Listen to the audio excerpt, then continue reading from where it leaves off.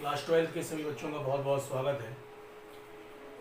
जैसा कि बेटा आप लोगों को इस चीज़ की जानकारी है कि हमने सारी भट्टियों के बारे में बात कर ली थी। लास्ट टॉपिक मैंने जो आपको पढ़ाया था वो मफल भट्टी और विद्युत भट्टी के बारे में मैंने बात की थी।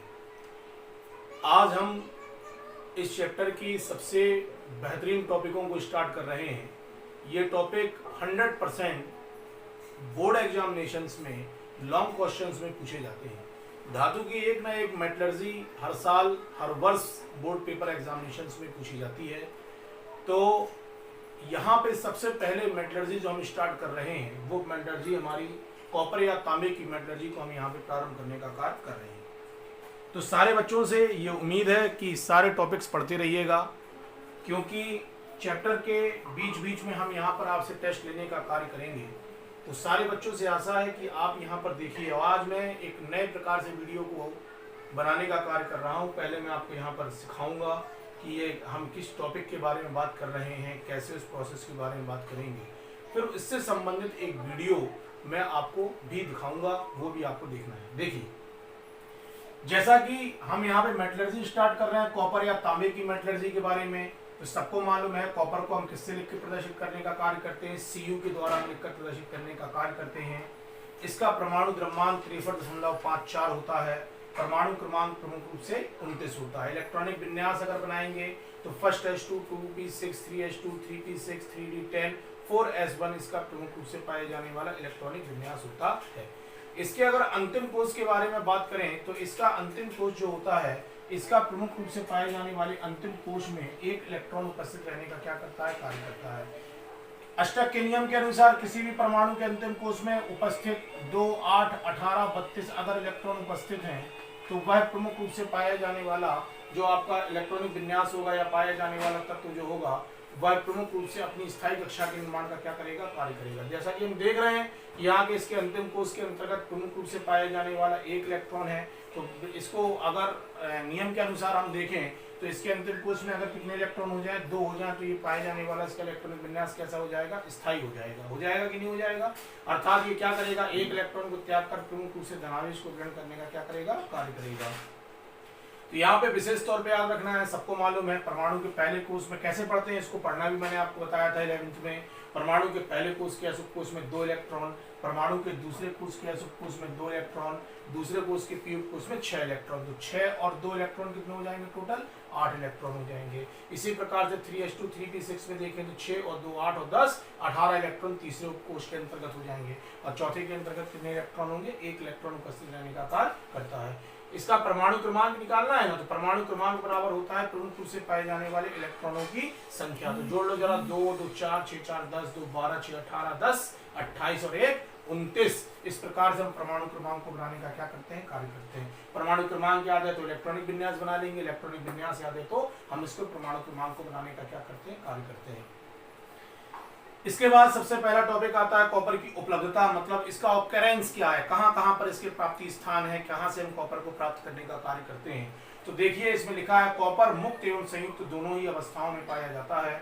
मुक्त अवस्था में यह प्रमुख रूप से अमेरिका में सुपीरियर झील के किनारे और स्वीडन तथा यूरोल पर्वतों में क्या होता है, पाया जाता है। संयुक्त अवस्था में यह भारत में कॉपर पाइराइट के रूप में नेल्लोर और सिंह भूमि जो झारखंड के अंतर्गत पाए जाने वाले 2 क्षेत्र हैं हमारे, नेल्लोर और सिंह भूमि, इसके अंतर्गत प्रमुख रूप से ये कॉपर पाइराइट के रूप में उपस्थित रहता है। इसी प्रकार से पाए जाने वाले राजस्थान के खेतरी एक जगह है, गांव है, वहां पे पाया जाता है। और सिक्किम में प्रमुख रूप से इसकी उपस्थिति क्या होती है, पाई जाती है। याद रखना है कि अगर मुक्त अवस्था में बात करेंगे तो यूएस में, यूनाइटेड स्टेट ऑफ अमेरिका में सुपीरियर झील के किनारे स्वीडन तथा यूरोल पर्वतों में क्या होता है, पाया जाता है। संयुक्त अवस्था में बात करेंगे तो भारत में ये कॉपर पाइराइट के रूप में नेल्लोर और सिंह भूमि, झारखंड, खेतरी, राजस्थान तथा सिक्किम में उपस्थित रहने का क्या करता है, कार्य करता है। कॉपर के अयस्क के बारे में बात करते हैं तो पढ़ चुके हैं हम बहुत अच्छे से, इनको अयस्कों के बारे में हमें मालूम है। कॉपर के अयस्क कौन कौन से होते हैं, तो ऑक्साइड इसका क्यूप्राइट कहलाता है, जिसको हम Cu2O के द्वारा या कॉपर ऑक्साइड के नाम से क्या करते हैं, जानते हैं।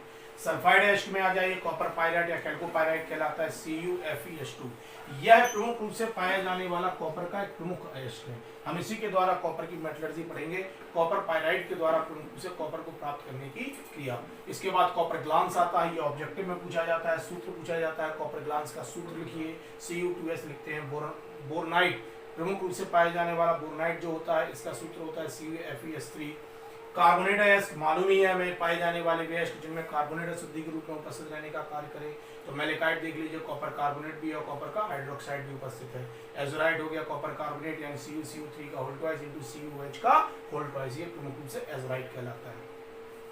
यहाँ पे हमने एक नोट लिखने का कार्य किया, ये नोट बहुत इंपॉर्टेंट है, क्वेश्चन पूछा जाता है किस अयस्क से, कॉपर पायराइट के किस अयस्क के द्वारा प्रमुख रूप से मुख्य रूप से कॉपर को प्राप्त करने का कार्य करते हैं। तो कॉपर पायराइट के द्वारा हम प्रमुख रूप से पाए जाने वाले कॉपर को मुख्य रूप से प्राप्त करने का कार्य करते हैं, जिसमें कॉपर की मात्रा कितने प्रतिशत होती है, 75% तक पाए जाने वाला कॉपर उपस्थित रहने का कार्य करता है। अब बात आती है कॉपर पायराइट के द्वारा कॉपर के निष्कर्षण की क्रिया के बारे में। तो देखिए कॉपर पायराइट से कॉपर के निष्कर्षण के बारे में जरा जल्दी से बात करते हैं। देखिएगा सबने पढ़ा है कॉपर के निष्कर्षण में, कॉपर पायराइट के एश के बारे में बात कर रहे हैं ना। सूत्र क्या होता है कॉपर पायराइट का, CuFeS2। इसमें अशुद्धि के रूप में क्या क्या उपस्थित है, देखो बेटा हमें इससे केवल कॉपर चाहिए, तो इसमें अशुद्धि क्या कहलाएगी, Fe भी अशुद्धि कहलाएगी। वो पाया जाने वाला सल्फाइड जो होगी वही प्रमुख रूप से अशुद्धि के रूप में उपस्थित रहने का क्या करेगा, कार्य करेगा। तो कॉपर के निष्कर्षण में तो कॉपर पायराइट एश से कॉपर निम्नलिखित पदों के द्वारा प्राप्त किया जाता है। नंबर 1 सबसे पहली हेडिंग के अंतर्गत हम लिखेंगे क्या आएगा, सांद्रण। सांद्रण मालूम ही है हमें, सबसे पहले हम क्या करेंगे, सल्फाइड की अशुद्धि को ऑक्साइड के रूप में परिवर्तित करने का क्या करेंगे, कार्य करेंगे। तो सांद्रण की क्रिया जो होती है हम फेन प्लवन विधि के द्वारा करने का कार्य करते हैं। हमने पढ़ाया था अच्छे से, अगर आपने फेन प्लवन विधि को पढ़ा होगा तो बहुत आराम से इसको लिखने का क्या करेंगे, कार्य करेंगे। देख लीजिए, सर्वप्रथम कॉपर पायराइट के एश्क को बारीक पीसकर उसके चूर्ण बनाने का कार्य करते हैं। अब एश्क को जल तथा चूर्ण के तेल के मिश्रण में डालकर उसकी कुछ मात्रा में पोटेशियम एथिल जेंटेट को मिला देते हैं। इसके बाद नली के द्वारा तेज वायु को प्रवाहित किया जाता है, जिसके कारण क्या होता है कि जो शुद्ध एश्क होता है वो तेल के साथ झाग बनाकर ऊपर की ओर तैरने लगता है और अशुद्धि नीचे की ओर क्या होती है, बैठ जाती है। झाग को अलग अलग करके एश्क को अलग अलग कर लिया जाता है। इस विधि को हम फेन प्लवन विधि के नाम से क्या करते हैं, जानते हैं। चित्र में जैसा कि आपके सामने क्लियर है, हमने एक प्रमुख रूप से पाए जाने वाला एक बड़ा हौज लिया या एक टैंक लिया, उसमें हमने प्रमुख रूप से पाए जाने वाले जल को भर दिया और कॉपर पायराइट का जो अयस्क था उसको प्रमुख रूप से मिला दिया, चिड़ का तेल मिला दिया, पोटेशियम एथिल जेंटेट को मिलाया। नली के द्वारा तेज धारा को हमने प्रवाहित करने का कार्य किया तो झाग बनेगा। झाग के साथ कॉपर के जो प्रमुख रूप से पाए जाने वाला अयस्क होंगे या बारीक कण होंगे वो झाग के साथ ऊपर आ जाएंगे, अशुद्धि कहाँ चली जाएगी, नीचे। अशुद्धि को निकाल कर हम अलग कर देंगे, झाग को निकालेंगे और झाग की क्रिया प्रमुख रूप से H2SO4 के साथ कराएंगे, जिसके कारण पाए जाने वाला झाग में उपस्थित जो प्रमुख रूप से पाए जाने वाला झाग जो है क्या हो जाएगा, समाप्त, और हमें कॉपर की हमें यहाँ पे क्या हो जाएगी, प्राप्ति हो जाएगी। इस विधि को हम प्रमुख रूप से पाई जाने वाली फेन प्लवन विधि के नाम से बेटा क्या करते हैं, जानते हैं। इस प्रकार से हम फेन प्लवन विधि के द्वारा सबसे पहले किसकी अशुद्धि को दूर करने का कार्य करेंगे, सल्फाइड की अशुद्धि को दूर करने का क्या करते हैं, कार्य करते हैं। लेकिन इस विधि में फेन प्लवन विधि में पूर्णतः प्रमुख रूप से पाए जाने वाला सल्फाइड जो होता है वह प्रमुख रूप से अलग होने का कार्य नहीं करता। तो अब आगे की ओर देखते हैं, आगे क्या करेंगे, नेक्स्ट प्रोसेस में आइए। देखिए चलिए अगली प्रोसेस को देख लेते हैं, अगले पेज पे। ये देखो, यहाँ से अगर अगले टॉपिक के बारे में, अगले पेज के बारे में बात करें, थोड़ा सा स्पीड में इसलिए पढ़ा रहा हूँ क्योंकि सबने बेटा इसको पढ़ा हुआ है, बहुत अच्छे से जानते हैं। अगर आगे की चीज़ों को आपने अच्छे से पढ़ा होगा ना तो सारी चीज़ें आप बड़े आराम से समझ लोगे। अब देखिए यहाँ से हम जो बात कर रहे हैं, यहाँ से हम जो बात करेंगे वो नेक्स्ट विधि फेन प्लवन की बात आती है, सांद्रित अयस्कता भर्जन करना। भर्जन की परिभाषा सबको मालूम है, बहुत सिंपल सी परिभाषा है कि प्राप्त होने वाले सांद्रित अयस्क को वायु की उपस्थिति में उसके गलनांक से नीचे उच्चता प्रकरण करने की क्रिया भर्जन की क्रिया के नाम से क्या की जाती है, जानी जाती है। यह क्रिया प्रमुख रूप से परावर्तनीय भट्टी के अंतर्गत संपन्न होने का कार्य करती है। इस क्रिया में गैस की ज्वाला सीधे अयस्क के संपर्क में आने का क्या करेगी, कार्य करेगी, जिसके कारण अयस्क गर्म होता है और उसमें उपस्थित जो नमी होती है वह प्रमुख रूप से अलग होने का क्या करती है, कार्य करती है। कुछ मात्रा में सल्फर जो होती है वह भी अलग होती है, आर्सेनिक की अशुद्धि अलग हो जाती है, एंटीमनी की अशुद्धि प्रमुख रूप से अलग होने का क्या करती है, कार्य करती है। तो देखिए क्या क्या परिवर्तन होते हैं भर्जन की क्रिया में। सर्वप्रथम पाया जाने वाला सल्फर जो होगा, सल्फर प्रमुख रूप से पाए जाने वाले ऑक्सीजन के साथ क्या करेगा, क्रिया करेगा और किसके निर्माण का कार्य करेगा, सल्फर डाइऑक्साइड का निर्माण करेगा और सल्फर डाइऑक्साइड जो कि वायुमंडल में मुक्त होने का क्या करेगी, कार्य करेगी। इसके पश्चात क्या होगा कि जो पाई जाने वाली प्रमुख रूप से आर्सेनिक की अशुद्धि है, ये प्रमुख रूप से पाया जाने वाला आर्सेनिक ऑक्सीजन के साथ क्रिया करेगा और अपने ऑक्साइड के निर्माण का क्या करेगा, कार्य करेगा और वायुमंडल में मुक्त हो जाएगा। इसी प्रकार से एंटीमनी जो होगा वह भी प्रमुख रूप से ऑक्सीजन के साथ क्रिया करेगा, अपने ऑक्साइड के निर्माण का कार्य करेगा और वायुमंडल में क्या हो जाएगा, मुक्त हो जाएगा। इस प्रकार से भर्जन की क्रिया के द्वारा सल्फर की अशुद्धि को, आर्सेनिक की अशुद्धि को, एंटीमनी की अशुद्धि को हम प्रमुख रूप से अलग करने का क्या करते हैं, कार्य करते हैं। अब यहां से देखिए और आगे नेक्स्ट प्रोसेस में आते हैं। अगली प्रोसेस में क्या होता है कि जो पाया जाने वाला प्रमुख रूप से कॉपर पायराइट है, देखिएगा ध्यान से ना, रिएक्शन समझना है, याद नहीं करना, रटना नहीं है, समझना है बेटा। कॉपर पायराइट को हम सबसे पहले क्या करेंगे, कॉपर पायराइट जब ऑक्सीजन के साथ क्रिया करेगा तो कॉपर जो होगा वह प्रमुख रूप से अपने सल्फाइड के निर्माण का कार्य करेगा, फेरस जो होगा वह अपने सल्फाइड के निर्माण का कार्य करेगा और शेष बची हुई सल्फर जो होगी वो ऑक्सीजन के साथ क्रिया करके सल्फर डाइऑक्साइड के निर्माण का क्या कर लेगी, कार्य कर लेगी। अर्थात भर्जन की क्रिया के फलस्वरूप होगा क्या कि जो पाया जाने वाला प्रमुख रूप से कॉपर था और फेरस था, यह प्रमुख रूप से अपने सल्फाइड के रूप में उपस्थित रहने का क्या करेंगे, कार्य करेंगे। कुछ बच्चों के दिमाग में क्वेश्चन आ सकता है, सर मैंने सल्फर की अशुद्धि को तो फेन-क्लेवन विधि के द्वारा अलग कर दिया था। मैंने वहां पे आपसे एक लाइन बोली ना कि फेन-क्लेवन विधि की क्रिया में क्या होता है, मोस्टली हम प्रमुख रूप से सल्फाइड एसिड की अशुद्धि को दूर करने का कार्य तो करते हैं, लेकिन पूर्णतः अशुद्धि दूर होने का कार्य नहीं करती। इसके साथ साथ प्रमुख रूप से कुछ मात्रा में जो सल्फर होती है यदि बची रहती है तो वो भर्जन की क्रिया के द्वारा यहाँ पे अलग करने का क्या करेंगे, कार्य करते हैं। अब यहाँ पे कॉपर पायराइड जो होता है वह प्रमुख रूप से कॉपर पायराइड जो है इसमें कॉपर सल्फाइड बन गया, फेरस सल्फाइड बन गया और सल्फर डाइऑक्साइड यहाँ से क्या हो गई, रिलीज हो गई। अब यहाँ से आओ, क्यूप्रस सल्फाइड तथा फेरस सल्फाइड के कुछ भाग को ऑक्साइड के रूप में हम परिवर्तित करेंगे। चूंकि परावर्तनी भट्टी में हमने कहा था कि इस क्रिया में हम करते क्या है कि पाई जाने वाली सल्फाइड की अशुद्धि को हम ऑक्साइड के रूप में परिवर्तित करने का क्या कर लेते हैं, कार्य कर लेते हैं।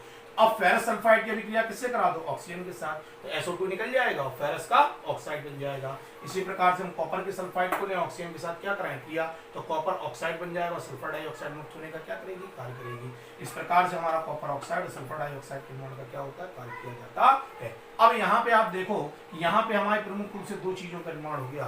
ये परावर्तनी भट्टी में हमने जब प्रमुख रूप से पाए जाने वाले भर्जन की क्रिया को कराने का कार्य किया तो आप यहाँ पर पा रहे हैं कि पाई जाने वाली जो सल्फाइड की अशुद्धि थी वह धीरे धीरे अपने ऑक्साइड के रूप में परिवर्तित होने का क्या करेगी, कार्य करेगी। अब यहाँ से कॉपर पायराइड से, अब देखो रिएक्शन समझ लेना पहले बड़े ध्यान से, रिएक्शन हमारी बहुत इंपॉर्टेंट है, इनको हमें ध्यान रखना है। सबसे पहले हम क्या करते हैं, भर्जन क्यों कराते हैं, कोई पूछे भर्जन क्यों कराएं भाई कॉपर पायराइड का, इसलिए कराते हैं कि सल्फर की, आर्सेनिक की, एंटीमनी की हम अशुद्धि को दूर करने का क्या करते हैं, कार्य करते हैं, पहली बात। नंबर दूसरी बात कि कॉपर पायराइड जो हमारा है उस कॉपर पायराइड को हम प्रमुख रूप से किसमें, ऑक्साइड के रूप में, कॉपर को ऑक्साइड के रूप में, फेरस को ऑक्साइड के रूप में परिवर्तित करने का कार्य करना चाहते हैं, इसलिए हम भर्जन की क्रिया के अंतर्गत क्या करते हैं, भाग लेते हैं। कैसे कराई हमने क्रिया, रिएक्शन देख लो, सल्फर की अभिक्रिया ऑक्सीजन के साथ, sulphur dioxide, arsenic oxide, antimony oxide निकल गया।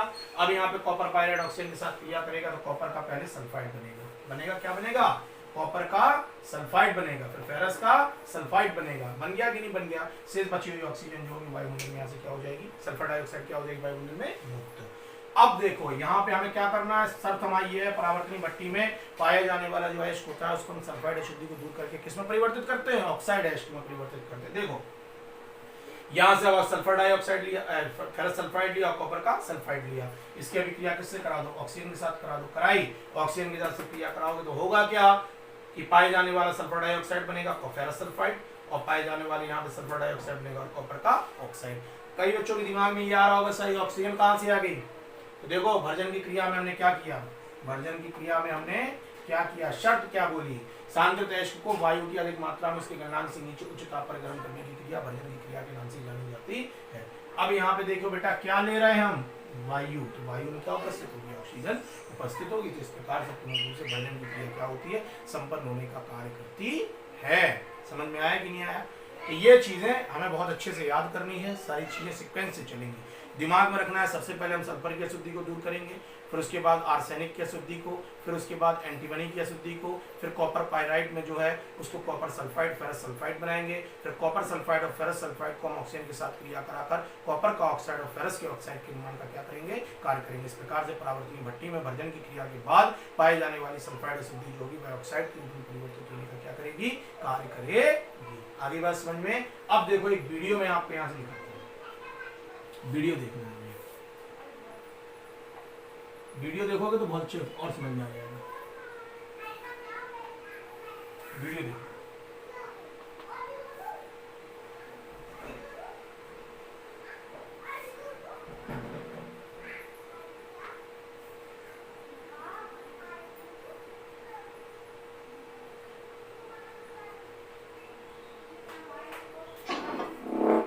लिखा है एक्सट्रैक्शन ऑफ कॉपर।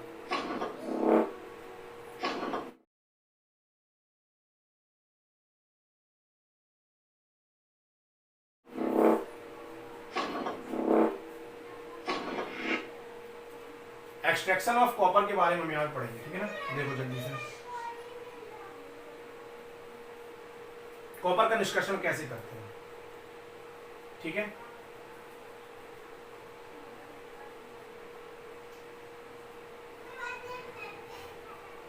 कॉपर कहां पे उपस्थित है, ये उपस्थित है, ठीक है। परमाणु क्रमांक 29, परमाणु भार 65.54, तीसरे आवर्त में उपस्थित है।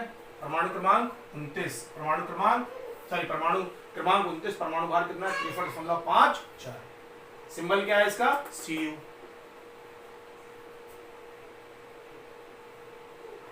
वैलेंसी कितनी होती है, -1 या 2।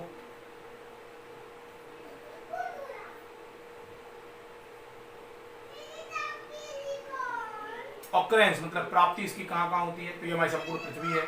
बताया हमने आपको यूएस में प्रमुख रूप से संयुक्त अवस्था में पाया जाता है, देखना एक वीडियो में भी दिखाएगा हमें।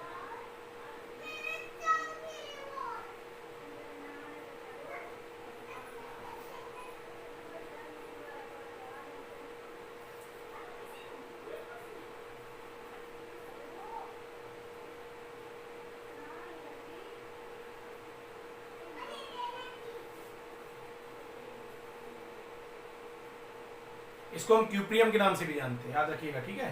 कॉपर को क्यूप्रियम के नाम से क्या किया जाता है, जाना जाता है।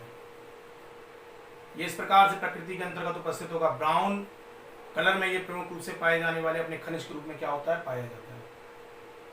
देखो अगर मुक्त अवस्था के बारे में बात करेंगे तो ये पाई जाने वाली मुक्त अवस्था के रूप में कहां पर उपस्थित होता है, यूएस, संयुक्त राज्य अमेरिका के अंतर्गत ये क्या होता है, पाया जाता है। अच्छा, भारत में ये कहां पाया जाता है, ये इंडिया में दिखाया गया, तो फ्लैग लगा हुआ है वहां। इंडिया में ये कहां पाया जाता है, देखिएगा, बिहार में ये पाया जाता है, राजस्थान में पाया जाता है, बताया ना, खेतरी गांव, तमिलनाडु में पाया जाता है।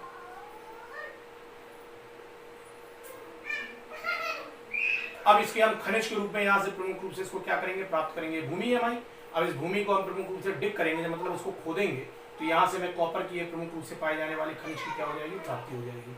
ये कॉपर का खनिज हमें यहाँ से प्रमुख रूप से क्या हुआ, प्राप्त हुआ, किसके रूप में, कॉपर पायराइट के रूप में, CuFeH2 के रूप में हमने इसको प्राप्त किया।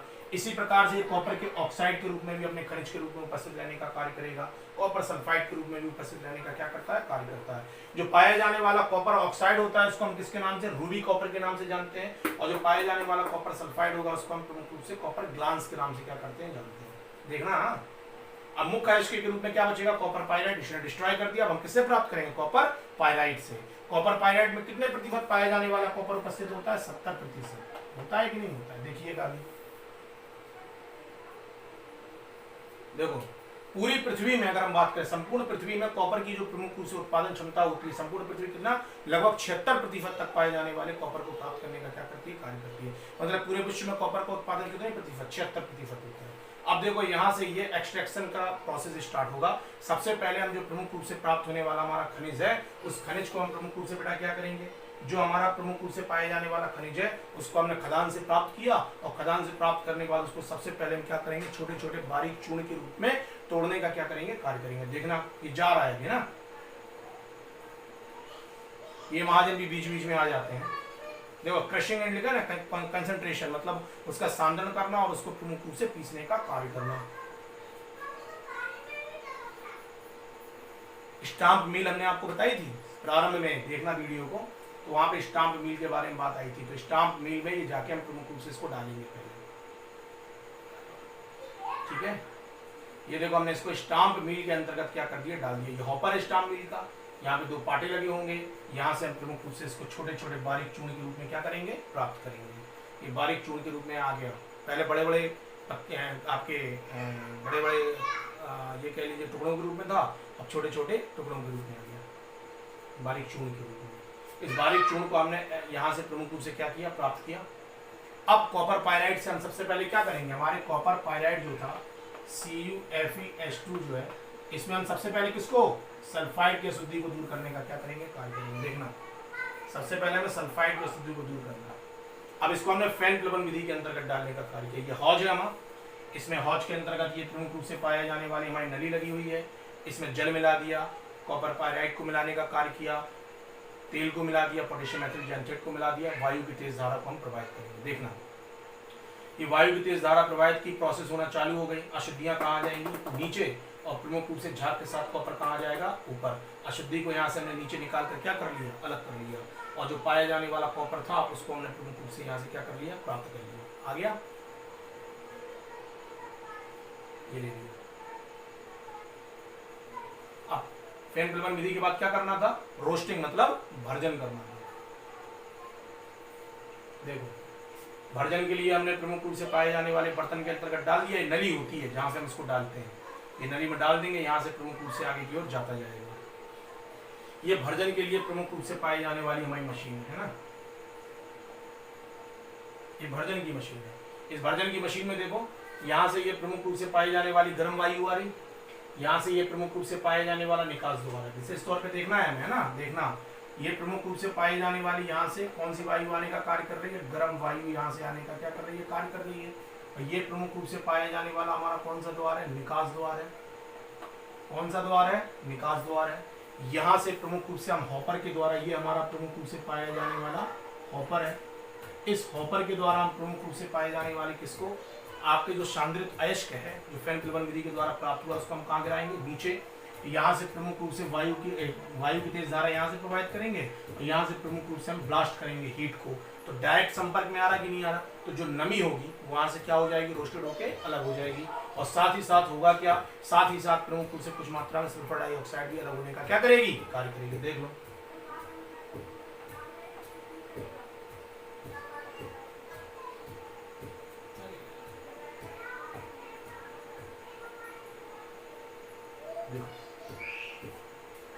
अब यहाँ से हम नमी को अलग कर दिया, सब कुछ अलग हो जाएगा। देखो, नमी अलग हो जाएगी रोस्टिंग में। वायु की तेज धारा में प्रवाहित करते ना, जो ऑक्सीजन गई सल्फर के साथ क्रिया की, सल्फर डाइऑक्साइड अलग हो गई। यहाँ से फास्फोरस आया, ऑक्साइड के साथ क्रिया की, फास्फोरस पेंटाऑक्साइड के रूप में अलग हो गया। आर्सेनिक आया, ऑक्सीजन के साथ क्रिया की, आर्सेनिक ऑक्साइड के रूप में अलग हो गया। सल्फर, फास्फोरस, आर्सेनिक की अशुद्धि यहाँ से प्रमुख रूप से क्या कर लेते हैं, दूर कर लेते हैं। रिएक्शन दिया ना, सल्फर की क्रिया, सल्फर डाइऑक्साइड, आर्सेनिक ऑक्साइड और फास्फोरस पेंटाऑक्साइड के रूप में निकाली। अब यहाँ से कॉपर जो पायराइड है उसमें ऑक्सीजन के साथ क्रिया कराएंगे, तो कॉपर सल्फाइड, फेरस सल्फाइड और सल्फर डाइऑक्साइड यहाँ से प्राप्त हो जाएगी। ठीक है ना। अब इसकी स्मेल्टिंग करेंगे, मतलब इसके अंतर्गत प्रमुख रूप से बात्या भट्टी के अंतर्गत लेके जाएंगे। क्योंकि अभी हमने यहाँ तक नहीं पढ़ा, आगे हम इस वीडियो को जब देखेंगे तो हम बात्या भट्टी के बारे में आपको बताएंगे।